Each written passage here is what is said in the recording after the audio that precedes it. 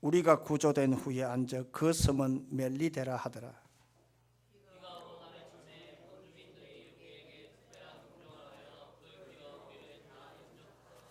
바울이 나무 한 묶음을 거두어 불에 넣으니 뜨거움으로 말미암아 독사가 나와 그 손을 물고 있는지라.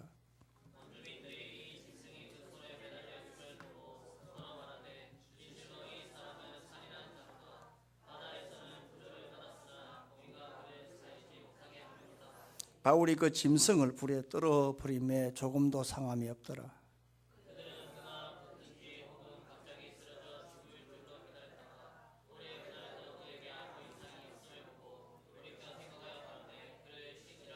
이 섬에서 가장 높은 사람 부블리오라 하는 이가 그 근처에 토지가 있는지라.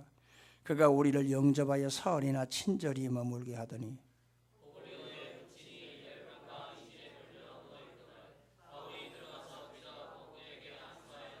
이러므로 섬 가운데 다른 병든 사람들이 와서 고침을 받고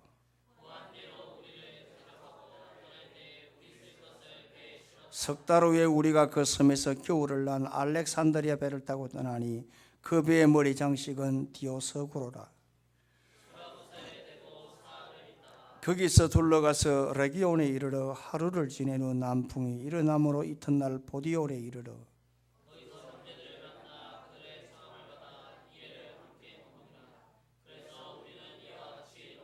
다 같이요 그곳 형제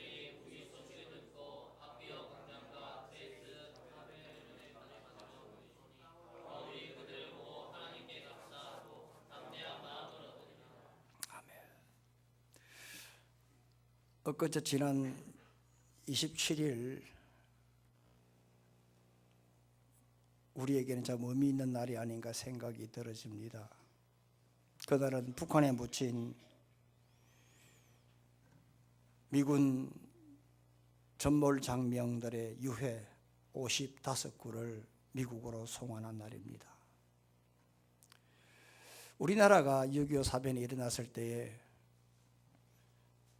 참전한 미군의 병사가 48만 명인데 전사자가 36,000명이고 실종이 7,700명이고 그리고 북한에 지금도 묻혀있는 매몰된 장병이 5,300여 구가 된다고 합니다. 그 가운데 엊그제 27일 55구가 미국으로 송환이 되었습니다. 제가 오래전에 한번 말씀드린 것 같은데 이 전몰 장면 유해 감식기구가 미국 하와이에 있습니다. 국가를 위해서 헌신한 장병이나 국민들은 지구 종말이 올 때까지 찾아서 가족 품에 갖다 드린다는 것이 미국의 국가관입니다. 그래서 국가를 위해서 충성하는 겁니다. 이번 이 55구의 이 유해를 보면서 6.25 때 참전했던 많은 참전 용사들은 우리는 무덤 표시도 못 해놨는데 울면서 이들의 유해가 송환되는 것에 대해서 대단히 기뻐하는 그러한 보도를 보았습니다. 만약에 우리나라에 이런 어려움이 있을 때에 바로 이러한 분들의 헌신과 수고와 그리고 열정과 땀과 희생이 없었다면 과연 우리나라가 있었을까? 저는 그렇게 생각을 합니다. 여기에서는 정치적인 그런 의도는 전혀 없습니다. 한 사람의 희생을 말합니다. 이들은 이름도 있는 거 아닙니다. 이들이 잘난 것도 없습니다. 이들은 평균적으로 그 당시에 20세에서 23세까지입니다. 대학을 다니거나 이제 막 사회에 나왔거나 아니면 고등학교를 졸업했던 이주니어들 새파란 그러한 이 젊은 이 새내기 청년들이 대한민국이라고 하는 조선이라고 하는 미지의 땅 태평양 건너 아주 조그마한 땅, 그 땅에 전쟁이 일어났다라고는 국가의 부름을 받고 왔던 겁니다. 그리고 그 추운 북한의 그 개마고원 그리고 압록강 거기에서 이름도 없이 빛도 없이 그리 희생당하다가 60년 이상 그 차운 땅에 매몰되어 있다가 이제 발굴하고 찾아서 가야 할 자신의 고향으로 돌아간 모습을 보면서 한 사람의 희생, 한 사람의 뜨거움, 열정, 아무것도 아닌 것 같다는 한 사람의 그러한 분명한 그러한 비전이 나라를 살리고 사회를 살린다는 점에서 우리는 이 말씀을 통해서 이러한 하나의 교훈을 받게 되는 것입니다. 우리나라에 선교사님들이 참 많이 왔습니다. 양화진에 가면 우리 학생들이 지난번 동계수련회 때도 한번 갔다 왔습니다만 거기 가면 외국인들이 묘지가 있습니다. 그들은 미국에서 호주에서 오신 선교사들이 참 많습니다. 거의 다 미국인들입니다. 그리고 특출나게 일본 사람도 한 사람이 있습니다. 그들은 그 나라에서 특히 동부 지역에서 아이비리그에서 최고의 수저들이 신학교를 졸업하고 그리고 선교사가 되어져서 그들이 이 땅에 왔습니다. 우리는 언더우드와 아펜젤러가 인천 제물포에 우리 한국 땅을 제일 먼저 발을 디뎠다라고 알고 있을 겁니다. 그런데 그게 아닙니다. 이 언더우드와 아펜젤러가 우리나라에서 제일 먼저 첫 발을 디딘 곳은 부산 영도입니다. 제가 부산 영도 출신이지 않습니까? 부산 영도 다리를 건너면 거기에 남항동이 있습니다. 지금 영도 경찰서 자리입니다. 그 자리 옆에 가게 되면은 언더우드와 아펜젤러가 제일 먼저 입항한 그 이렇게 돌 비석이 있습니다. 옛날에는 영도를 절영도라고 그랬습니다. 말과 소를 키우던 바로 장소, 조선시대 거기 절영도였습니다. 거기에 제일 먼저 입항을 했습니다. 그리고 부산에 있다가 인천으로 가서 사역이 시작되어졌습니다. 이들이 한 사람의 희생, 그 외에 양화전에 묻혀있는 수많은 그러한 이 선교사들의 희생이 없었다면 과연 우리 한국이 지금 이 130년 만에 이런 엄청난 기독교 국가가 되어졌을까? 그리고 이 우리나라의 이 복음에 대한 이 기적의 역사, 산업의 역사, 그리고 민주화 역사, 이것이 어디서부터 시작되어졌느냐? 무명의 선교사들 때문이었습니다. 그들이 이 나라에 와서 뿌렸던 그 한 사람의 열정과 희생, 그리고 이 나라 복음화 시켜야 되겠다 그러한 마음에 대한 그 분명한 그런 목적이 오늘 한국에 눈을 열게 만들었고 무지한 사람들에게 글을 가르쳤고 학교를 세웠고 병원을 세웠고 그래서 산업화가 되고 그리고 민주화가 되고 더불어 그런 의식이 우리나라의 3.1 독립운동으로 그렇게 성화시키는 그러한 이 초석이 되고 마중물이 되었던 점에서 한 사람의 그러한 이 역할이 얼마나 중요한가. 우리는 오늘 이것을 생각을 해야 됩니다. 지금 사도 바울이 로마로 가고 있습니다. 가만히 보게 되면 사도 바울이 환상을 받고 가는 것이 아니라 지금 제소로 가고 있습니다. 그러나 오늘 이 한 사람이 오늘 세계 복음화의 마중물이 되어졌다는 사실을 그때는 아는 사람이 아무도 없었습니다. 2000년이 지난 지금 그렇구나. 환송을 받지 못하더라도 죄수의 신분으로 가지만 이 사람의 꿈, 이 한 사람에 대한 열정, 이 한 사람이 바라보았던 그 하나님의 나라, 그 세계, 이것이 확고한 이 한 사람에 대한 이 의지가 결국 이 세계를 이렇게 바꿔놓았다는 겁니다. 여러분, 한번 생각을 해보십시오. 나는 어떤 사람인가? 나는 어떻게 살 것인가? 나는 이 땅을 살 때 어떤 역할을 하다가 이 땅을 떠날 것인가? 한번 생각을 한번 해보시길 바랍니다. 우리는 다 이름 있는 사람은 없습니다. 저를 비롯한 우리 교회 모든 분들은. 그러나 이름도 없고 무명용사요, 그리고 아무것도 아니지만 나 한 사람이 이러한 큰 일을 할 수 있다는 그런 비전을 가지고 나아갈 때 하나님이 우리를 통해 사용하신다는 겁니다. 부산 대연동에 가면 유엔 묘지가 있습니다. 여기 가보신 분들이 있을지 모르겠지만 거기 가게 되면 그 마음이 굉장히 고전적해지고 차분하게 됩니다. 과연 이분들은 왜 이 땅에 왔을까? 왜 희생되어졌을까? 희생했을까? 그럼 나는 이 나라를 위해서 뭘 할 것인가? 더욱이 나는 목사로서 하나님 나라를 위해서 내가 어떻게 살 것인가? 저는 종종 생각하고 때까지 살아왔습니다. 여러분, 예수님께서 이런 말씀을 하셨습니다. 겨자씨의 비유를 했습니다. 겨자씨는 작다. 그러나 작지만 그 안에 생명이 있다. 그러므로 많은 사람들이 작은 것만 생각하지만 그 안에 생명이 있을 때는 나중에 새들이 깃들고 많은 사람들에게 휴식을 줄 수 있는 큰 역사가 이 겨자씨를 통해서 드러나게 된다. 그러니 너희들도 이러한 꿈을 가지고 예수 믿고 신앙생활을 하라. 이 말씀을 예수님이 산상수훈에서 제자들에게 제일 먼저 하셨습니다. 우리는 겨자씨 같은 사람입니다. 그러나 우리의 가치관을 겨자씨로만 보면 안 됩니다.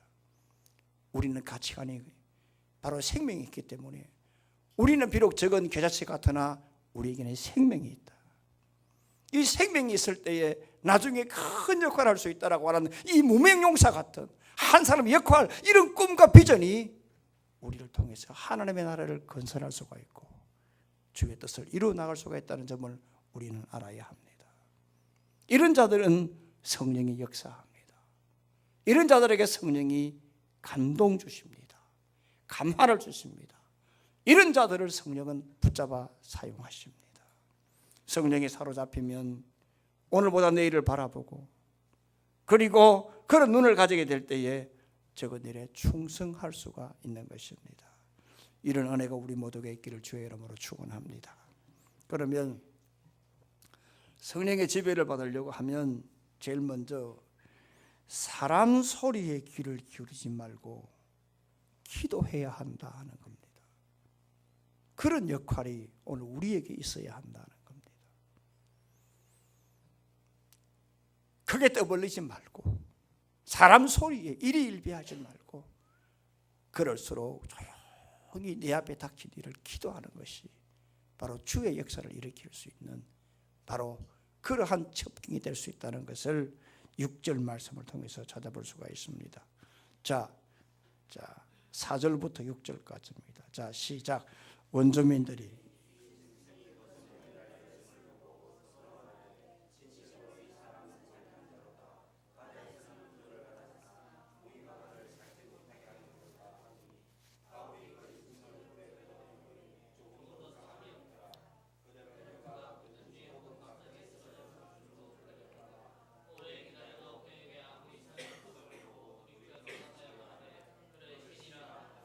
지금 사도 바울이 유라굴로 폭풍을 만나서 다 죽게 되었다가 하나님의 은혜로 모두 구원을 받고 이제 한 섬에 도착했는데 그 섬이 바로 멜리데였습니다. 멜리데 섬이 어디 있느냐면 그 시실리아 남쪽에 있는 아주 조그마한 섬인데 이 멜리데 섬은 옛날부터 꿀이 많이 나기로 유명한 곳입니다. 섬의 길이가 한 28km, 폭이 한 11km 정도 되는 그러한 섬인데 이 섬 안에는 바로 바바리안이라고 하는 원주민들이 그렇게 살았습니다. 옛날 성경에는 토인들이 살았다 그렇게 번역을 했습니다만 개역 성경에는 원주민이다 그렇게 번역을 새롭게 했습니다. 이 원주민들이 이제 포로하다가 이제 섬에 도착한 276명, 그리고 그 안에 군인들, 상인들, 선원들, 뭐 이런 종교인들, 백부장들, 군인들 등등 이 사람들이 이렇게 요즘 말로 말하면 저차원장에 물에 빠져서 이렇게 추위에 떨고 있는 것을 보고 그들에게 이렇게 모닥불을 피워가지고 몸을 이렇게 데워주는 그러한 섬김의 역할을 했습니다. 그런데 사도 바울이 나무 한 묶음을 묶어가지고 이렇게 불에 넣는데 세상에 그 불에 넣는데 그 나무가 뜨거워지면서 그 나무 안에 있는 그 독사가 사도 바울의 이렇게 손목을 이렇게 물었습니다. 그럴 때 이 원주민들이 하는 말이 뭐냐? 이 사람은 살인자다. 이 사람 살인자다. 바다에서는 구원을 받았으나 공의가 그를 살게 하지 못한다. 공의가 그를 살게 하지 못한다. 우리말로 말하면 죄는 제대로 받는다. 이게 공의라는 겁니다. 그러니까 내가 벌받을 짓을 했기 때문에 지금 내가 벌을 받는다. 이 말을 지금 하고 있습니다. 원주민들이. 그런데 사도 바울이 그런 말을 들었지만 그런 말을 하거나 말거나 지금 이 독사를 그냥 불에 툭 던져버렸습니다. 그런데 한번 보십시오.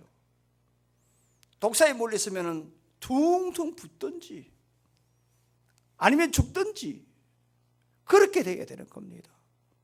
그래서 지금 원주민들이 이제 조금 있으면 죽을 줄 알고 좀 가만히 기다려 보았습니다.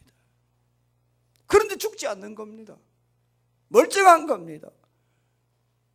그러니까 하는 말이 뭐냐 하면 좀 전에는 이 살인자다. 죄를 지었기 때문에 지금 벌 받은 거다. 죽을 거다 했는데 안 죽으니까 하는 말이 이 사람이 신이라고 말씀을 합니다. 여러분들, 사도 바울이 오늘 이 말씀을 할 때에 반응이 있습니까? 살인자라고 했을 때 아마 이 안에는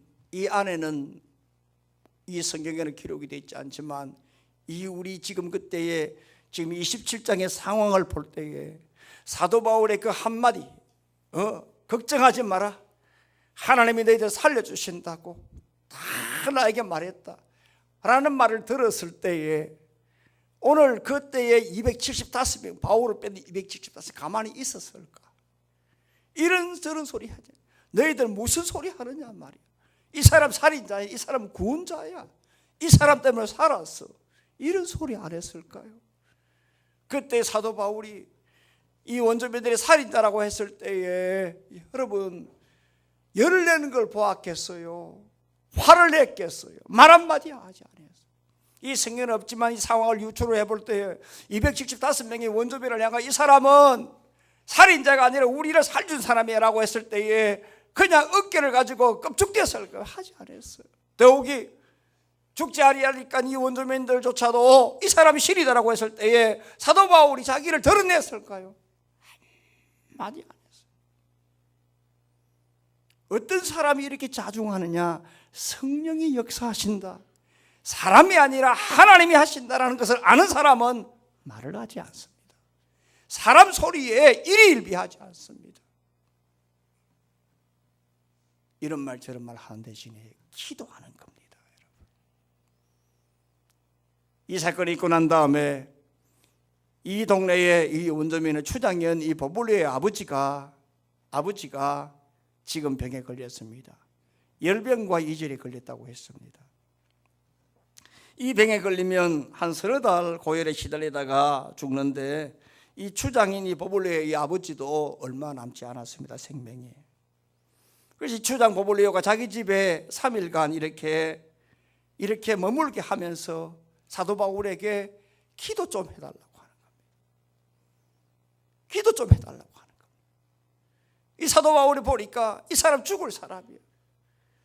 그러니까 이런 소리 저런 소리 할 때에 흥분도 하지 않고 기도 죽지 않고 욕도 하지 않고 화도 내지 않고 자만도 하지 않고 들어가서 다 죽어가는 이 초장의 아버지의 머리에 손을 안 숙이도 하는 겁니다. 이분이 살아났습니다. 이분이 살아난 것뿐만 아니라 놀랍게도 성경은 뭐라고 하느냐, 이 아버지가, 초장의 아버지가 살아나니까 섬에 있는 다른 병든 사람들이 와서 똑같이 다 고침을 받았다고 했습니다. 어떤 사람이 성령에 붙잡혀 살아간 사람들이냐,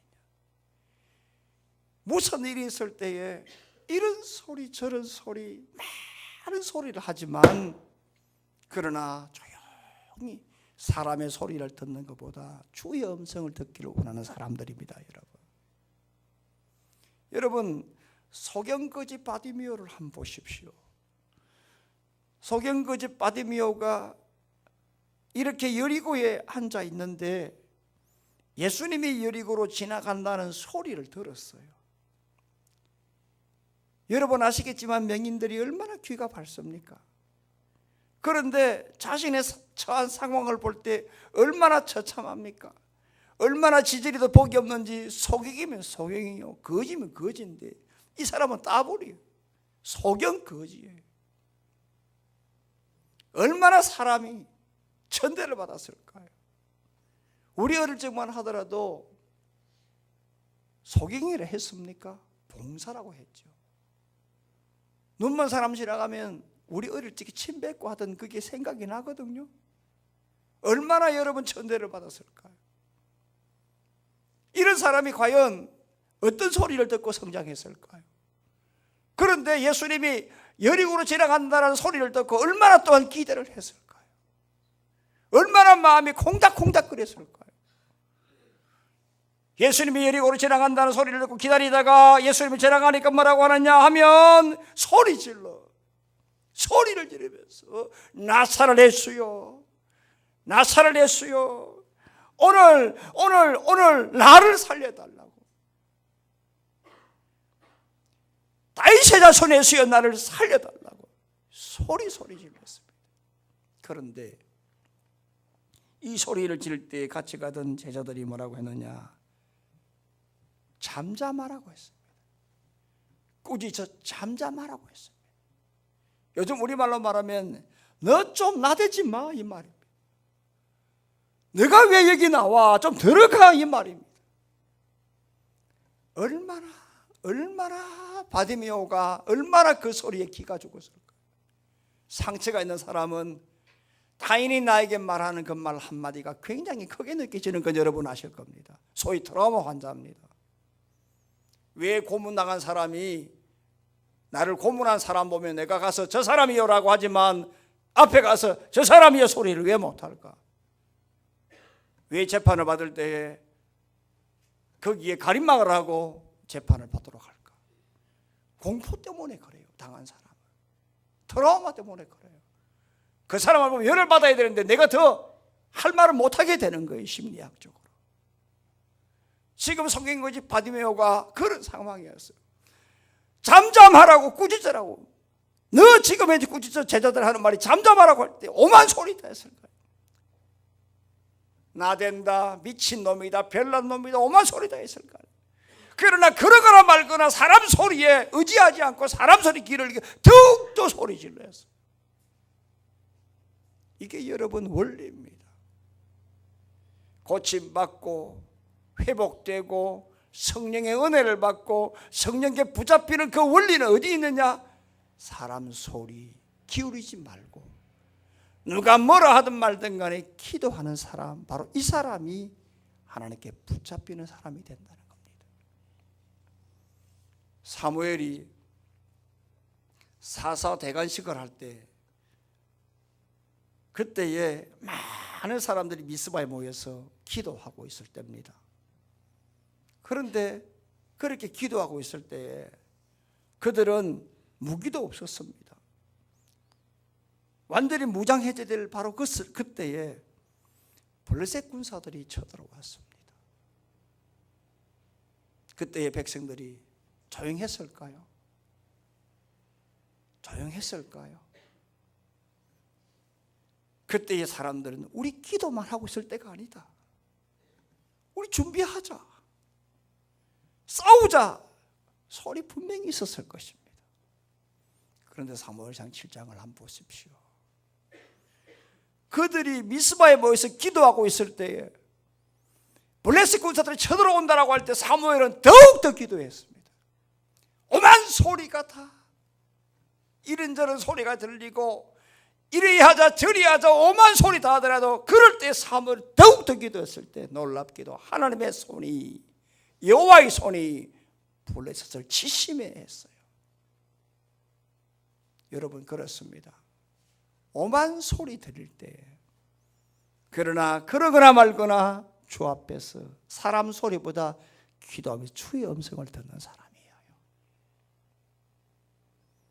아프리카의 선교 아버지였던 리빙스톤이 16년간 밀림에서 선교를 하면서 무려 27번이나 말라리아에 걸렸습니다. 그리고 사자의 이빨의 한쪽 어깨와 팔을 다쳐서 한쪽 어깨와 팔이 마치 몸에 그냥 이제 붙어 있는 듯 이런 상태로 잠시 영국에 잠시 왔습니다. 그것은 미국, 영국 제일 스코틀랜드의 그 국경 바로 보면 거기에 글래스고우라고 하는 그 지역이 있는데 이 글래스고우의 거기에 대학에서 명예 법학 박사의 학위를 받기 위해서 잠시 왔습니다. 그리고 학위를 받고 명예 박사 학위를 받고 답사할 때에 이 리빙스톤이 하는 말이 나는 곧 아프리카로 돌아갈 것입니다. 많은 사람들이 웅성거렸습니다. 아니 저 몸으로 어떻게 간단 말이야. 이제는 쉬어야지. 이제는 후학을 양성해야지. 오만 소리 다 했습니다. 웅성거렸습니다. 그 소리를 들은 리빙스톤이 강단에서 앞으로 나와가지고 많은 사람들이 보는 앞에서 뒤로 돌아서서 앞에 있는 이 의자에 조용히 무릎을 꿇고 기도하는 장면을 보여주었습니다. 그 말은 무슨 말이냐? 선교는 주의 나라는 사람의 소리에 의지하는 것이 아니라 사람의 소리를 의식하는 것이 아니라 기도해야 된다고 하는 겁니다. 이걸 보여주는 겁니다. 어떤 자가 성령의 지배를 받느냐? 사람의 소리를 듣는 사람이냐 주의 음성을 듣는 사람이냐? 사람의 소리보다 주의 음성을 듣는 바로 그 사람이 성령의 지배를 받는 사람입니다. 주의 음성을 듣는 시간 되기를 주의 이름으로 축원합니다. 또 하나는 고난 가운데서도 분명한 방향을 가지고 달려가는 사람입니다. 고난 속에서도 분명한 방향을 가지고 달려가는 사람. 14절을 다 같이 읽습니다. 시작. 거기서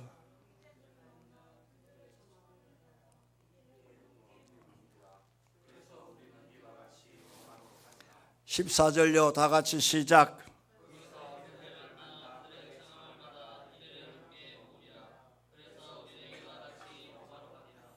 지금 사도 바울이 밀레도에서 석 달을 있었습니다. 11절 보니까 석 달 후에 했습니다. 그리고 난 다음에 12절 말씀 보게 되면 수라구사에서 사흘 있었습니다. 그 다음에 13절 보니까 또 레기온에서 하루를 있었습니다. 예. 그 다음에 13절 끝에 보니까 보디올에 이르러서 입항을 해가지고 14절 보니까 보디올에서 7일을 같이 있었습니다. 여러분 지금 보십시오. 사도 바울의 여정을 보십시오. 완전 김삭한 여정입니다. 보따리 여정입니다. 짐을 풀었다 하면 싸고 짐을 쌌다 하면 풀어야 될 그런 여정이었습니다. 얼마나 피곤했겠습니까? 여러분들 왜 베이스 캠프가 중요합니까? 이번에 우리 한국 팀들이 월드컵에서 왜 피곤했느냐 하니까 바로 동선 때문이라 그랬습니다.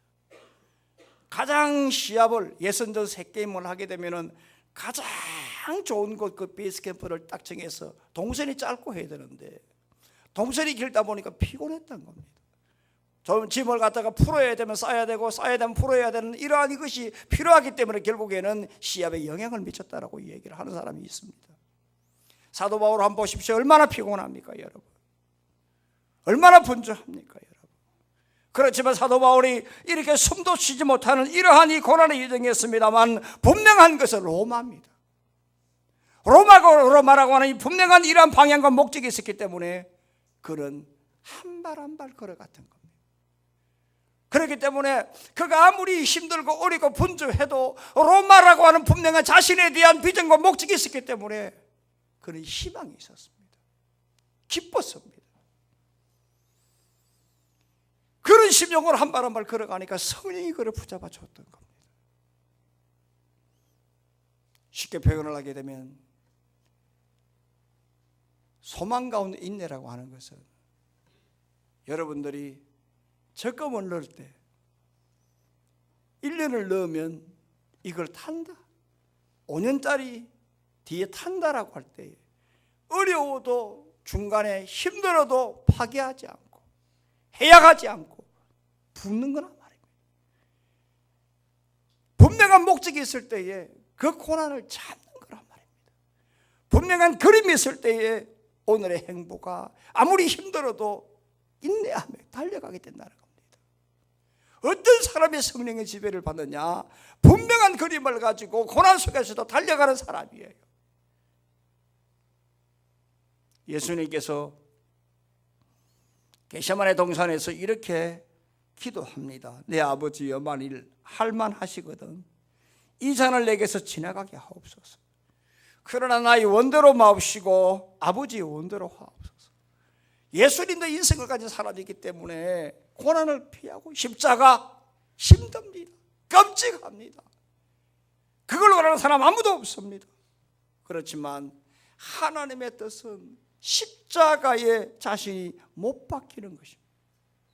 자신이 십자가에서 죽임을 당해야 일회성의 제사, 오늘 이 제사가 아니라 구약처럼 매일 드리는 제사가 아니라 자신이 십자가에 죽어야 약속대로 언약대로 영원한 제사가 이루어지기 때문입니다. 이 영원한 제사 분명한 목적이 있었기 때문에 그러나 아버지여 나의 원대로 하지 마옵시고 아버지의 뜻대로 하옵소서. 분명한 목적이 있는 사람들 오늘 고난으로 생각하지 않습니다. 사도 바울이 고린도후서 1장 9절 말씀에 우리는 우리 자신이 사형 선고를 받았다고 했습니다. 사형 선고는 이미 죽었다, 결정났다는 겁니다. 어디서? 1차 전도 때 루스드라에서 돌에 맞아 죽었다고 하는 겁니다. 돌에 맞아 죽어서 질질 끌려가지고 루스드라성 밖에 지금 내팽개쳤단 말입니다. 그러나 하나님의 은혜로 살았단 말입니다. 바울이 왜 이런 고난, 사형 선고를 받고 돌에 맞아 죽고 파손되고 굶기를 수도 없이 했느냐 하면 그는 이미 마케도니아에서 우리를 도우라고 했던 그 놀라운 성령에 대한 음성을 듣고 환상을 보았다는 거예요. 그것이 하나님의 뜻이라고 하는 거예요. 그게 목적이라고 하는 거예요. 유럽 복음화, 유럽 전도, 이것이 하나님의 역사요 하나님의 뜻이기 때문에 그는 사형 선고를 받아도 그는 굴하지 않았다는 겁니다. 영국 도보 해협을 왕복하면서 헤엄을 쳤던 횡단했던 최초 여성인 프레론스 체드윅이라고 하는 체드윅이라고 하는 여성이 있습니다. 수영교에서는 전설로 이렇게 남아있는 여성인데 이분이 영국 도보 해협을 횡단하기 전에 미국 LA 앞에 있는 캐탈리나 섬에서 이 캘리포니아 이 해안까지 이렇게 수영을 한다. 이렇게 했을 때에 미국 전역에서 생방송이 되었습니다. 그래서 이 캐탈리나 섬에서 캘리포니아 해안까지 약 한 16시간 정도 걸리는데 수영을 했습니다. 했는데 너무 갈 때에 날도 춥고 수온도 차고 바람도 불고 해서 이렇게 하다가 너무너무 힘들어가지고 마지막에는 기력이 다해가지고 결국에는 기권을 하고 그가 구조선에 올라갔습니다. 구조선에서 올라가서 목적지를 이렇게 가보니까 그 목적지가 기권한 데서 도착해야 될 목적지가 500m밖에 남지 않았습니다. 기자들이 물었습니다. 왜 실패했느냐? 왜 실패했느냐? 수온이 낮은 것도 사실입니다. 기력이 떨어진 것도 사실입니다. 그러나 실패한 원인은 앞이 안 보였기 때문입니다. 내가 도착할 지점을 내가 보지 못했기 때문입니다. 그리고 2달 뒤에 다시 도전했습니다. 지난번보다 수온이 더 차왔습니다. 그런데도 결국 성공했습니다. 기자가 물었습니다. 이번에 성공한 이유가 무엇이냐? 이미 내 마음속에 분명한 목적을 가지고 있었기 때문입니다. 그림을 그리고 있었기 때문입니다. 그 분명한 목적이 오늘 이 험난한 16시간의 이 도형을 성공리에 마칠 수 있었다고 했습니다. 여러분, 인생에는 세 종류의 친구가 있습니다. 첫째는 돈입니다. 이 돈은 죽기 직전까지만 필요합니다. 죽으면 아무 소용이 없습니다. 둘째 친구는 바로 사람입니다. 사람은 무덤까지만 따라가서 추도할 수 있습니다. 하관까지. 여러분 부모님들, 저 부모님들, 저 역시도 아무리 나를 낳아주고 키워줘도 하관, 치토, 그리고 내려오면 3일 뒤에 가면 분봉해놨어요. 화장하게 되면 납골당하면 모셔놓고 3일 뒤에 가면 이제 관리로 들어가는 거예요. 더 이상 내가 해줄 수가 없어요. 그러나 하나님은 달라요. 하나님은 영원합니다. 죽음 이후에 무덤을 넘어서 영원토록 함께 하시는 겁니다. 지금부터 영원까지, 지상에서 천국까지 영원토록 함께 하시는 겁니다. 그러므로 오늘 우리 인생에 누구를, 어디를 목표로 두어야 하느냐? 하나님이에요. 인생 사례가 힘들고 어려워도 이 고난 가운데 하나님을 분명한 목적과 방향으로 잡고 달려갈 길을 달려갈 때에 하나님이 도와주시고 성령이 역사하는 것입니다. 이런 은혜가 있기를 주의 이름으로 축원합니다. 마지막 하나는 힘든 형제 자매들을 위해서 서로 믿음의 형제들끼리 돕고 협력하라는 겁니다. 15절을 다 같이 읽습니다. 시작. 그곳 형제들이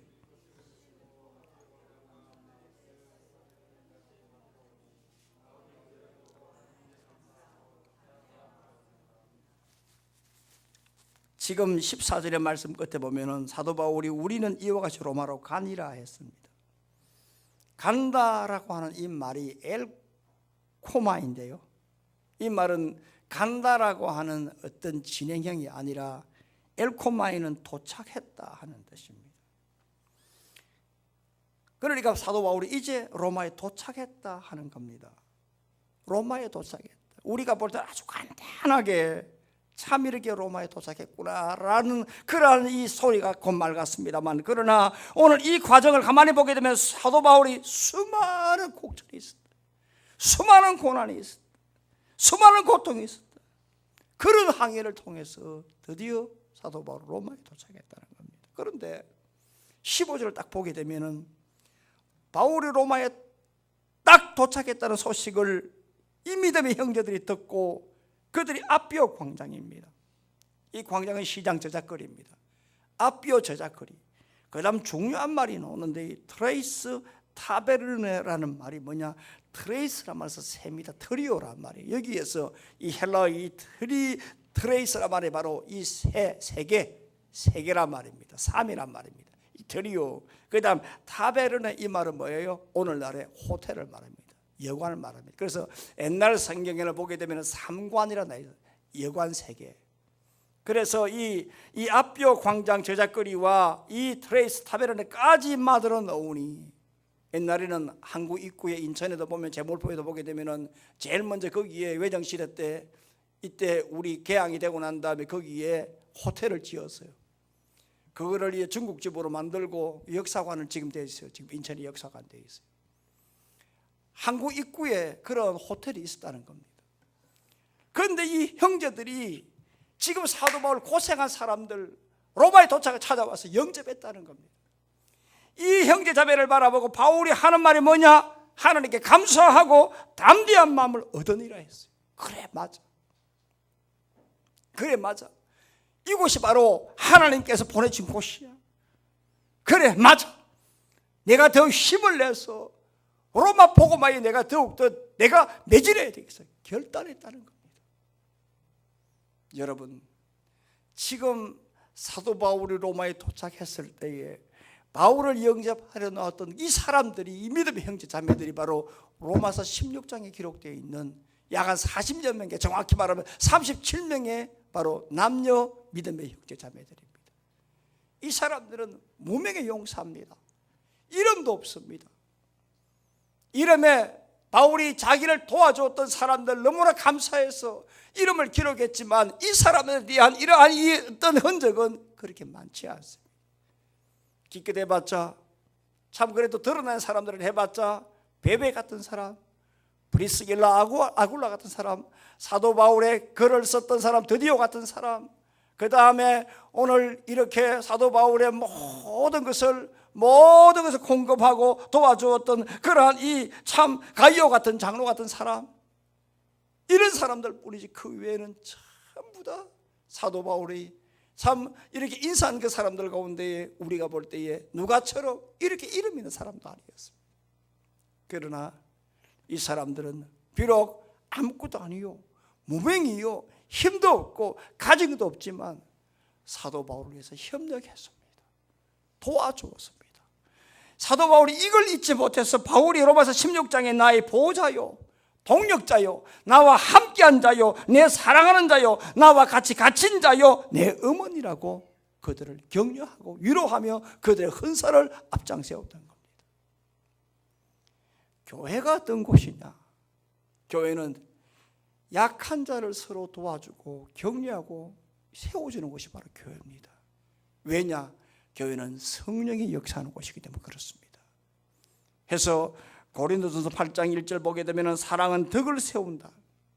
사랑은 덕을 세운다. 건물을 세워주듯이 서로 붙들어 세워주는 것이 바로 교회라고 하는 겁니다. 교회는 지식우선의 그러한 곳이 아니라 힘든 형제자매를 위해서 서로 돕고 서로 간에 버팀목이 되고, 그리고 앞날을 위해서 내 자신이 그 사람을 위해서 마중물이 되는 바로 그런 역할을 할 때 그것이 바로 교회요, 이것이 사랑이 덕을 세우는 것이라고 말씀을 합니다. 사랑하는 성도 여러분, 이제 우리는 다음 주가 되면 사도행전을 이제 마치게 됩니다. 오늘로서 93번째 사도행전의 말씀을 들었습니다. 오래도록 들었습니다. 다음 주도 제가 말씀을 드리겠습니다만, 과연 나에게는 이 사도행전을 통하여 변화가 있는가? 변화가 있는가? 이 사도행전을 통하여 내게 어떤 메시지가 와닿아 있는가? 한번 돌아봐야 합니다. 오늘 말씀합니다. 무엇을 말할까? 무엇을 말할까? 한 사람의 역할입니다. 그 한 사람은 이름도 빛도 없는 무명의 사람들입니다. 그렇지만 오늘 이 무명의 한 사람이 우리 한국 경제 발전에, 우리나라가 세계 경제의 10대 대국이 되었을 때에 우리나라를 위해서 사랑하고 희생하고 전사한 이러한 이 무명의 용사들 때문에, 우리나라가 이만큼 됐을 때는 이미 130년 전에 우리나라 와서 초계처럼 쓰러져간 믿음의 선교사들 때문에 오늘 이분들의 그 흔적과 이분들의 그 삶의 모습이 오늘 우리를 만들었다면 오늘 우리는 어떤 삶을 살아야 할까? 바로 나의 한 사람의 역할이 중요하다는 겁니다. 사도 바울, 이 한 사람이 로마에 들어감으로, 이 바울이 로마에 들어가서 복음을 전가함으로 세계 복음화가 되고 그 은혜를 지금 내가 받고 있다는 겁니다. 우리는 이것을 알아야 합니다. 그래서 오늘 여러분들, 나 한 사람의 역할을 다시 한번 기억하시고 주신 말씀 기억해서 성령의 지배를 받고 이 폭염 가운데 이 한 주를 믿음으로 살아가는 복된 주일 되기를 주의 이름으로 축원합니다. 살아계신 하나님 아버지, 은혜와 사랑 감사합니다. 오늘 사도 바울 한 사람을 통하여 로마가 복음화되고 로마의 복음화됨으로 오늘 우리가 이러한 믿음의 수혜를 받고 있는 오늘 이 자리에 앉아 있습니다. 무명용사 한 사람이 조국을 세워주었듯 130년 전에 복음을 들고 이 땅에 초계처럼 와서 믿음으로 선교함으로 오늘 우리 한국이 오늘 이만큼 복받은 나라가 된 것처럼 하나님의 아버지여, 나 한 사람의 기중성을 다시 한 번 더 여기기를 간절히 원합니다.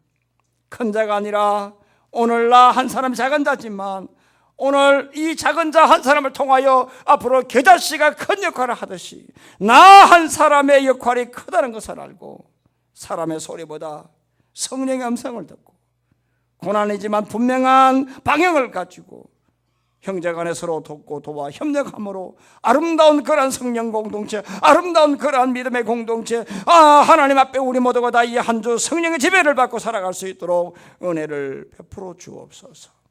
예수님 걸어가신 이름으로 간절히 기도합나이다.